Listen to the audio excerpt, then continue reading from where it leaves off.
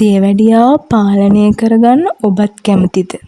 Video එක අවසන් වනතුරු අපිත් සමග රැඳෙන්න මේ අපගේ ක්වික් ඉන්ස්පයර් YouTube channel එකයි. දියවැඩියාව කියන්නේ ජීවිත කාලය පුරාම තිබෙන රෝගී තත්වයක්ද? නැත්නම් ජීවන රටාව වෙනස් කිරීමකින් පාලනය කළ හැකි රෝගී තත්ත්වයක්ද?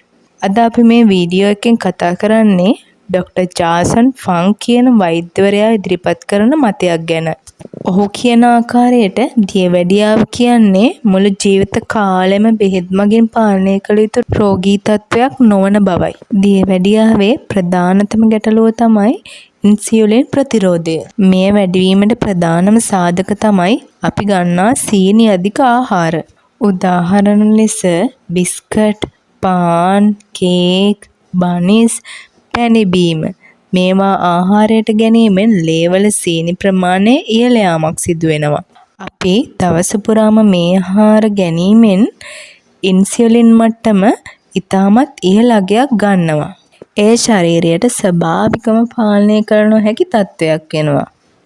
බර වැඩිවීම, නිදිමත ගතිය, ශාරීරික අප්‍රාණිකභාවය ආදී වැඩ කිරීමේදී ඇතිවන අධික වෙහෙසකාරී භාවයන් මෙම රෝගයේ රෝග ලක්ෂණ ලෙස අපිට නම් කරන්න පුළුවන්. වෛද්‍යවරයාගේ මතයට අනුව මෙයට විසඳුම් 3ක් තියෙනවා. විසඳුම් අංක 1 කාලය සීමා කර ආහාර ගැනීම.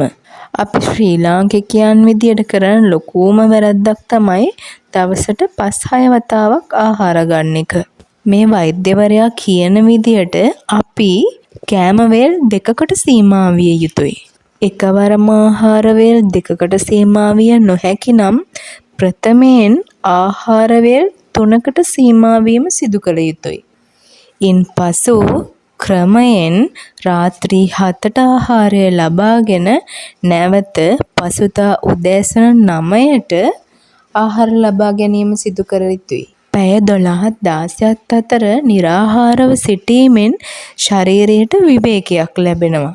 එවිට අපගේ ශරීරයේ තියෙන අනවශ්‍ය මේදය දහනය වෙනවා. විසඳුම් අංක 2 ඔබ මේ ගන්නා ආහාර වේල් ඉතා පෝෂණයෙන් යුත් ආහාර වේල් ලෙස ලබා ගත යුතුයි. මාළු, මස්, බිත්තර, කොළ එළවලු, පොල්, ධාන්‍ය වර්ග කෑමට වැඩි කරගත යුතුයි. බත් කෑමට අවශ්‍ය නම් බත් ඉතා කුඩාම ප්‍රමාණයක් ආහාරයට එක් කරගන්න. මෙම ආහාර මගින් ශරීරයේ ඉන්සියුලින් මට්ටම වේගයෙන් ඉහළ යාමක් සිදු වෙන්නේ නැහැ. විසඳුම් අංක 3 දිනකට මිනිත්තු 30ක් වේගයෙන් ඇවිදීම සිදු කළ යුතුයි. ව්‍යායාම මගින් ශරීරයට ඉතාම සුවපහසු බවක් සහ ඉන්සියුලින් සමග සටන් කිරීමේ හැකියාව වැඩිවීම සිදු කරනවා.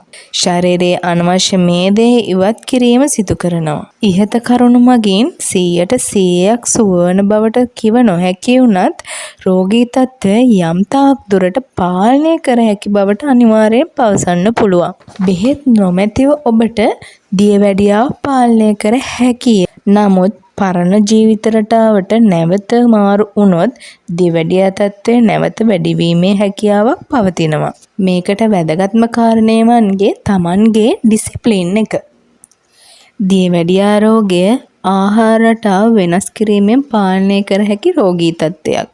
ඔබත් මේ ප්‍රායෝගිකවත් හදා බලා ඔබට සිතන දේ අපිත් සමග බෙදා ගන්න කමෙන්ට් එකක් දාලා. මේ වගේ තවත් ප්‍රැක්ටිකල් වීඩියෝ අවශ්‍ය නම් අපව ලයික් කරලා තියාගන්න.